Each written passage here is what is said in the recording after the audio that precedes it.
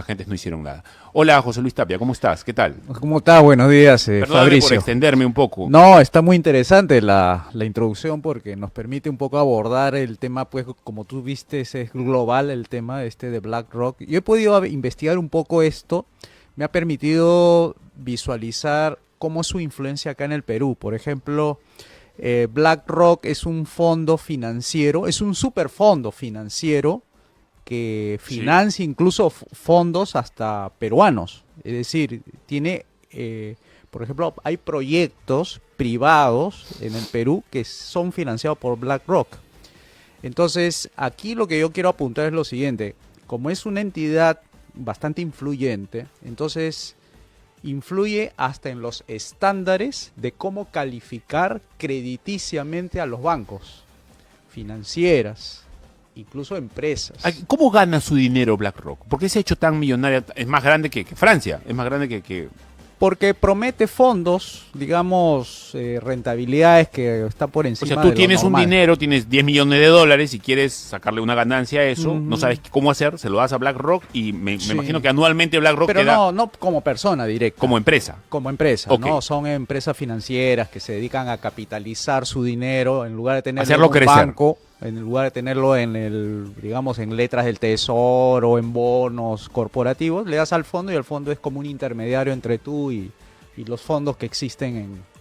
O sea, lo que lo capitaliza mucho es que es personas del directorio que son muy conocidas en Davos, o sea, son como, digamos, las caras que dan por el Tim Cook, creo que se llama uno Sí. de ellos. Entonces, este fondo condiciona, y ahí viene la variable que estoy investigando que se llama ESG, que significa algo así como ambiental, social y gubernamental. Entonces, ¿qué le dicen a las empresas? Le dice, yo voy a poner dinero en tu empresa, en tu fondo, siempre que me cumplas con estos estándares de ambiental, gubernamental y social. Y cuando tú miras cuáles son los estándares que ellos quieren, dicen así, tiene que haber igualdad de género en las designaciones que existan dentro del directorio. Por ejemplo, 50% mujer, 50%. Pero eso no es todo, porque te estoy dando solamente una pincelada. Tú miras digamos, lo completo que te piden ellos y resulta que es una agenda izquierda. Lo que tú has dicho, ¿no? La Agenda 2030, no discriminación positiva, es decir, una serie de lo que luchamos nosotros los conservadores cuando luchamos. Y lo hacemos contra el aborto, ellos son los que financian O sea, a BlackRock estas... está detrás de todo esto.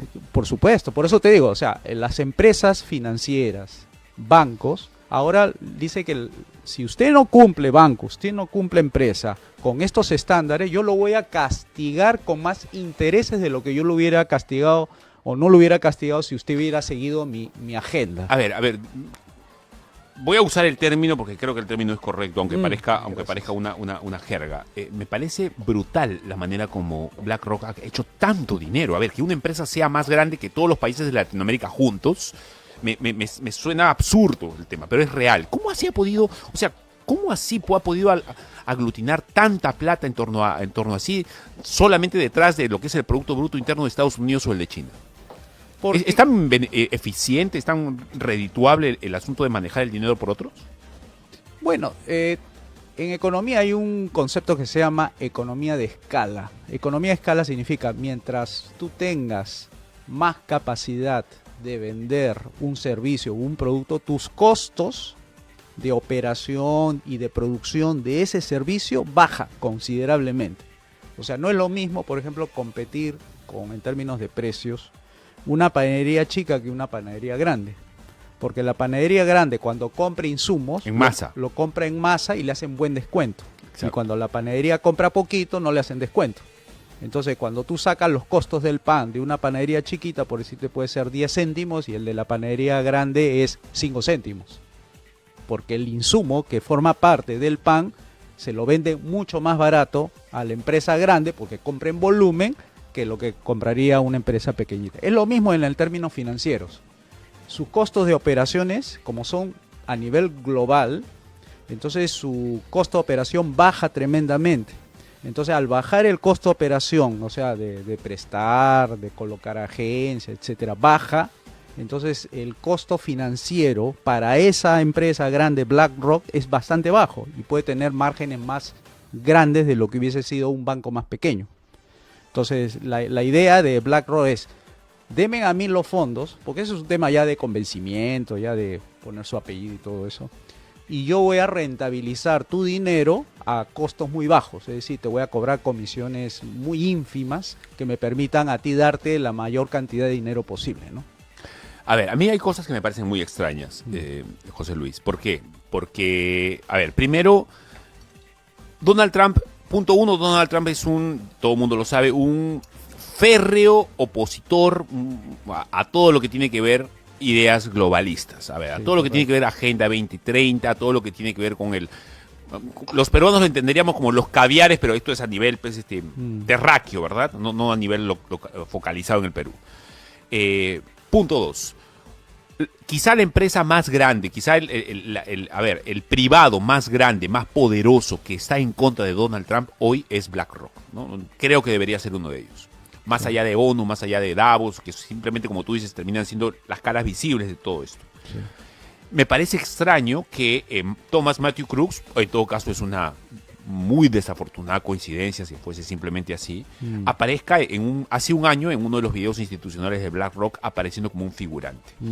Y sobre todo me parece sumamente más extraño que el servicio secreto, que todo el mundo sabe, el gobierno de Biden está pues infiltrado hasta la coronilla de pensamiento woke, o sea, pensamiento progre, pensamiento Agenda 2030, libertades de salud reproductiva sexual, aborto y todo lo demás. Infiltrado en el SS también, y que no reaccionaran como han reaccionado, casi esperando que el sujeto lo mate para acabar con el testigo y matarlo al testigo, al asesino también. Es correcto, porque además el servicio secreto pertenece al presidente de la República. Estamos hablando del gobierno directamente de Biden, ¿no? Entonces, ¿quién sabe que puede haber tenido alguna influencia? No digo que el mismo Biden haya mandado la orden, pero sabiendo cómo es Biden y todo su comportamiento, podría estar, digamos, influyendo de alguna manera para la efectividad, ¿no? Porque se ha demorado cuestión de que 1 minuto, 2 minutos se habrá demorado, pero ya habían anticipado mucha gente de la presencia de un francotirador desde un tejado. Desde ahí ha estado, digamos, la gente divisándolo. Hay gente que han dicho, lo hemos visto hace 3 minutos que ha estado ahí y no le hemos pedido que lo retiren, y no ha sido así. A pesar de las advertencias de las personas que han estado ahí mirando al sujeto que ha estado en un tejado, y le hemos pedido que lo saquen porque ¿qué hace ahí esa persona? Y no han hecho caso, o sea, han estado advertidos ya el servicio secreto. Entonces ahí hay mucha, para poner la palabra elegante, mucha ineficiencia intencionada, ¿no? Entonces eso no es política, hermano, o sea, es política, y en política puede hasta jugarse las vidas de las personas, ¿no? Y ahí tú has visto un candidato como... Hablando de política, entonces, ¿por qué Donald Trump es tan peligroso para no solamente los políticos que están contrarios a él en Estados Unidos, sino de manera global? ¿Por qué? ¿Por qué sería un hombre tan peligroso? A ver, él creo que ha demostrado en el gobierno anterior tener unos valores, digamos, fuertes, ¿no? Cree en Dios, es pro familia, en contra del aborto, ha dado la lucha contra la ONU, ha dado la lucha contra UNESCO, se ha salido de la OMS, o sea, la Organización Mundial de la Salud, se ha salido por el tema de las vacunas. En el tema de UNESCO se ha salido porque UNESCO pues es una organización que incuba ahí muchos izquierdistas y se le enseñaba, digamos, a entidades del gobierno a odiar a Israel y todo ese tema. Entonces se ha ganado sus enemigos, por decir así, ¿no? Entonces ahora que está entrando de nuevo a la campaña y prácticamente él es el candidato, ¿no? Entonces ven peligroso su accionar. Ahora él es casi pro-chino, ¿eh? O sea, peor aún, ¿no? Casi pro-Putin también. También la relación tiene con buenas Putin relaciones. No es una mala relación. Sí, tiene buenas relaciones con ambos. Solamente en lo comercial es difícil. Es que es un negociante. ¿No? Sí. Trump es un tipo que ¿Cómo se le llama a esta persona que está pensando simplemente en el beneficio y hacer comercio Sí. para beneficiarse mutuamente? Sí, Es pero eso, ¿no? ojo, también hay un detalle. Él escribió con Roberto Kiyosaki, ese de Padre Rico, Y Padre Padre Pobre. Pobre. Él Ajá. escribió con Trump un libro que se llamaba Riqueza, cómo ganar tu riqueza. Y ahí él declara, los dos, porque los dos han escrito el libro, que son pro libre comercio. O sea, te da a entender que es más o menos libre mercado, ¿no? No sé si por Kiyosaki será o por él, no sé, pero los dos firman ese libro, ¿no? Entonces, eso te da más o menos en cuenta su pensamiento. Pero como tú mismo lo dices, es negociante, entra en la cancha, se sienta en la oficina oval y ahí tiene que decidir qué hacer con los aranceles a los chinos, ¿no? Si subirle o bajar, y él prefirió subirle. Entonces ahí va un poco contra su pensamiento, ¿no? O sea, es negociante, puede estar a favor de la libre empresa, de muchas cosas que tienen que ver con el mercado libre, pero a la hora de sentarse y ver las cosas como negociante, cambia su pensamiento político y se convierte en un negociante, digamos, político en ese momento, ¿no? Entonces deja de lado sus convicciones políticas, ¿no? A ver, José Luis, me podrás rectificar si me equivoco, Sí. pero tengo entendido que Ah. con Obama la economía estadounidense fue muy mala, que con Trump se mejoró bastante, se levantó el país y que nuevamente con Biden se ha ido al piso el asunto. Comparativamente uno de derecha Sí. contra uno de izquierda, siempre hay diferencias económicas. Ya, pero ¿es verdad eso? ¿Es Pues- verdad que con Trump la cosa mejoró un poco? Yo diría que no. No, yo no he visto, por ejemplo, en Trump reformas, ¿no? O sea, las reformas que pudo haber hecho, ¿no? A su propia Secretaría de Tesoro, que viene a ser su Ministerio de Economía y Finanzas, por ejemplo, ¿no? Él mantuvo la política esta de emisión, digamos, inorgánica, que crea inflación, ¿no? Entonces, él ha tenido inflación en su gobierno, ¿no? Entonces, ahí yo observo que el caso de Trump va a ser proteccionista ahora. O sea, ya está más o menos alentando cuál va a ser su política. ¿Eso es bueno o malo para la economía? Malo porque las personas que van a comprar no lo van a comprar a un precio barato, sino algo caro. Porque protección significa cómo hago caro lo importado para que compren lo nacional. ¿A quién perjudica esa política? A la gente. A la gente común, ¿no? Entonces él ya está con ese pensamiento. Entonces el Trump 1 es diferente al Trump 2 en materia económica. ¿Cuáles serían las principales, características, diferencias que tú le encuentras a uno y a otro? En el tema del comercial. O sea, él se ha vuelto más proteccionista ahora que antes. Creo yo que debe ser parte, me imagino, parte de su problema que él tiene es con China. O sea, debe haber acentuado más su enemistad comercial con China. ¿Por qué? Porque China le está llevando pues un cuerpo y medio a Estados Unidos en materia de innovación tecnológica. Tú tienes carros eléctricos que corren 500 kilómetros por hora, cosa que no lo vas a ver en Estados Unidos. Todos los días hay inventos en China. Y entonces cuando saca esa información, la pone en el contexto, él dice, bueno, Estados Unidos tiene que recobrar su liderazgo como era antes, ¿no? ¿Cómo era? El MAGA, ¿no? Make America Great Again. Hagamos grande América de nuevo. Claro, para que vuelva a tomar liderazgo a nivel mundial. Claro, José Luis, porque a ver, Sí. una cosa es el Perú o un país latinoamericano que no debe ser proteccionista, porque la industria acá es, pues, o sea, las patas dentales o los jabones que vas a hacer acá pues son de pésima calidad, ¿no? O sea, claro. comparándolo con lo que era en el extranjero, en la década de los 80, por ejemplo. Pero otra cosa es Estados Unidos, que tiene un mercado fuerte, que está parado últimamente. Todos hemos visto la catástrofe que ha pasado en Detroit, antiguamente una ciudad industrial, grande, pujante, hoy prácticamente una ciudad en ruinas, etcétera. Entonces, mucha gente está pensando que no es lo mismo comparar lo que podría ocurrir en un país como el nuestro con un mercado que está ahí todavía potencialmente posible ahí en Estados Unidos.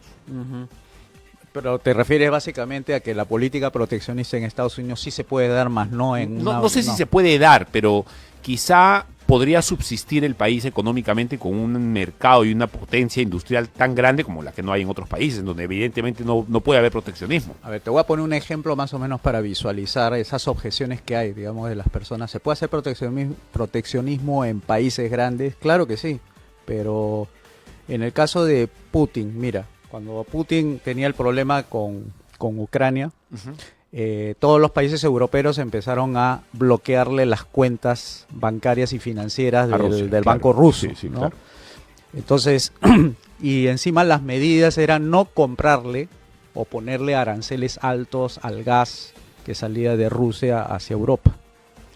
Y resulta terminaron que... perjudicándose ellos. Exactamente. Ellos terminaron perjudicándose, obviamente, porque el gas que alumbra Europa es el gas ruso. O sea, es una política, perdón la expresión, estúpida, hacer eso, ¿no? O sea, perjudicar a sus ciudadanos para que no compren algo y finalmente se debilita la economía porque ellos entraron en invierno y necesitaban el gas, peor todavía, ¿no? O sea, subía más el precio. Entonces esto quiere revelar de que el proteccionismo es malo. Malo no es malo para el enemigo, porque el enemigo, por ejemplo, comercial sería, tú no me quieres comprar. Ok, me voy a otros países a que me compren lo que tú no me quieres comprar. O sea, no es que el vendedor tiene un solo cliente. Los países tienen muchos clientes. En este caso el gas tenía para venderle hasta al Perú, ¿no? Entonces, eso reveló pues de que la política de no comprarle es condenar a sus ciudadanos a una economía pues totalmente cara, ¿no? El gas en Europa, pues los aires acondicionados de las casas viven del gas. Uh-huh. Entonces iban a pagar más factura y por eso creo que parte de los problemas en Francia, en Alemania, salir a protestar era justamente por la parte económica, era por este tema de que, oye, ¿cómo es eso de que ahora tengo que pagar el doble del gas que de lo que yo pagaba Por ser antes? proteccionista. Por ser proteccionista. Ahora ya, está bien, ok. Pero en esa perspectiva, tienes al otro lado del Pacífico a un gigante que produce, ciertamente muy proteccionista también el gobierno de China, ¿no? Seguramente está tirando agua para las empresas nacionales o público nacionales, no sé cómo público. Pero es casi imperceptible, digamos, ¿no? Pero sigue siendo proteccionista. En fin, la cosa es que China está creciendo mucho. Entonces, ¿qué hacer? ¿Cómo debería enfrentar un gobierno como el gobierno de Trump, eventualmente, que va a ser, para empezar a competir de igual a igual con una potencia que no sé si ya le está llevando mucha ventaja, pero algo hay? Bueno, para competir contra China tú tienes que ser pues Estados Unidos. más, digamos, más liberal que China, pues. Porque China, ¿por qué llegó a lo que es? Por su libre comercio, por sus zonas económicas especiales, por sus bajos impuestos, por sus desregulaciones. En cambio, ¿qué es lo que le está pasando a Estados Unidos? Es proteccionista, muchas regulaciones, muchos impuestos, etcétera. Entonces lo que tiene que hacer Estados Unidos es bajar toda esa carga tributaria, regulatoria, todo para que puedan estar de igual a igual. No es un tema de yo me protejo. ¿Y se puede revertir el asunto? ¿O crees que ya está perdida la batalla y China va a ser la próxima potencia económica en 10 años? Bueno, la capacidad, digamos, de Estados Unidos es resiliente, o sea, quiere decir, puede innovar rápidamente porque tiene muchos hubs ahí en California sobre el tema tecnológico, lo cual tiene capital humano, tiene capital tecnológico, tiene como para liberar mucho potencial creativo ahí. Lo que sucede es que el marco, digamos, de protección de su economía es la que la está ahogando, digamos así. Por eso que muchas de las fábricas de Apple se van a China, justamente porque en China sí se puede contratar mano de obra más barata que lo que ocurre en California, que es 2 veces, 3 veces más caro, ¿no? Pero eso tampoco determina la competitividad. Ojo, a veces la mano de obra barata es por baja productividad. Entonces, lo que tienen que hacer es simplemente trasladar fábrica y trasladar a sus gerentes y personal, y ahí le cobran más barato lo que tiene que producir. Entonces, Estados Unidos tiene que ir por ese lado, ¿no? Si quiere sobresalir, ¿no? Si quiere quedarse como está, que haga la política de Biden y punto, ¿no? Bien, estamos con José Luis Tapia, conocido economista peruano aquí en Hora Punta, Metel Radio 100.1 FM. Hemos estado hablando, por supuesto, sobre la situación complicada económicamente que vive Estados Unidos después y antes también del atentado contra Trump, en donde salvó la vida literalmente por un pelo. Ya hablaremos con Reinaldo Aragón, pastor de la Iglesia Alianza Cristiana y Misionera y periodista también, locutor de radio, por supuesto, sobre ya la otra perspectiva, ¿no? La perspectiva política y también la cosmovisión cristiana de este evento, que evidentemente es lo que nos interesa también.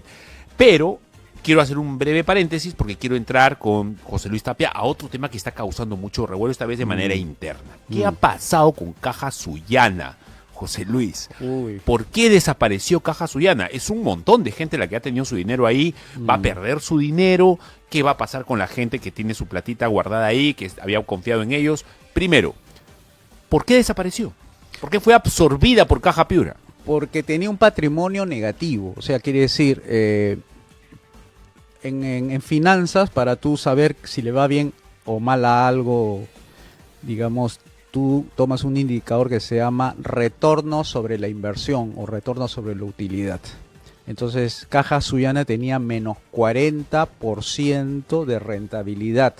Es decir, si yo ponía 10 millones de soles de capital para que funcione la caja, ¿cuánto era lo que me retornaba en ingresos o en ganancias? Era menos 4 millones de soles. O sea, pongo 10 millones para que me devuelvan menos 4 millones. O sea, para tener 6. O sea, al final no. Se comió el capital que habían puesto los accionistas. ¿Y por qué llegaron a ese punto? Esa es una buena pregunta. Yo investigando, he visto ahí deficiencias en las cajas, ¿no? Por ejemplo, la gobernanza, o sea, la forma como internamente se decide la toma de decisiones. ¿Quiénes deciden para poner a las personas en el directorio para que digan cómo debe obrar esta caja? Resulta que lo nombra el alcalde, los regidores, y hay unos pequeños representantes de las MIPES. De Sullana. No, en general, todas las cajas tienen ese mismo gobernanza, porque se rige bajo una ley. Entonces, primer punto. O sea, tú pones a personas allegadas al alcalde, no es que las personas hacen trayectorias, una línea de carrera, digamos. Exacto, ¿no? Ahí pones y sacas. Entonces ya ahí tiene un componente político. O sea, no se decide. Investigando un poco Caja Piura, Caja Piura tiene problemas de corrupción.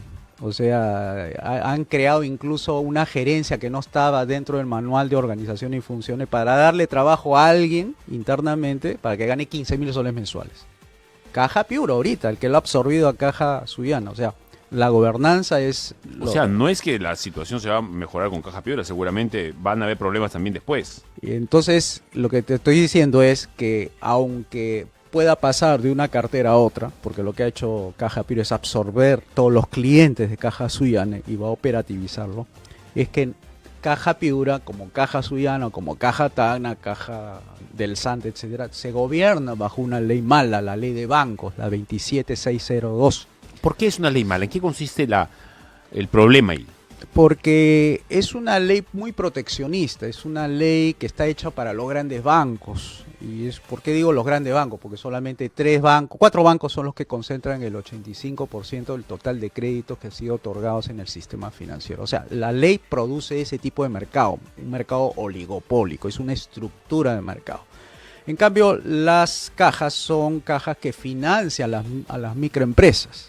Y tienen otro tipo de público, otro tipo de operaciones distintas, que no es como en el caso de los bancos, que es prendataria, que es decir, para yo darte un crédito, déjame en hipoteca o déjame en garantía tu terreno, tu edificio, tus máquinas, tu fábrica. En el caso de la microempresa no tienen esa capacidad de poder dar prendas de garantía.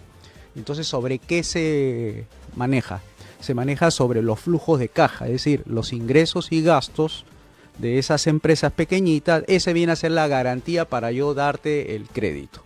Entonces, si tú tienes una ley que genera una concentración de mercado en cuanto a que son 4 empresas y que se basan sobre los patrimonios, sobre las garantías, versus un mercadito que es sobre microempresas, entonces la forma de exigirle a estas microempresas es diferente a la exigencia de estas. O sea, quiere decir que tú no le puedes pedir a un niño pues que corra como un atleta. No estás compitiendo en iguales condiciones. Entonces, exacto. Y encima teniendo estos componentes políticos de estas cajas municipales, o sea, quieren que las cajas municipales se comporten como los bancos, de manera privada. Le estás pidiendo a mi hija de 9 años que corra en la pentatlón con chicas de la universidad. Entonces tienes un gran problema ahí, exacto. Tienes un gran problema.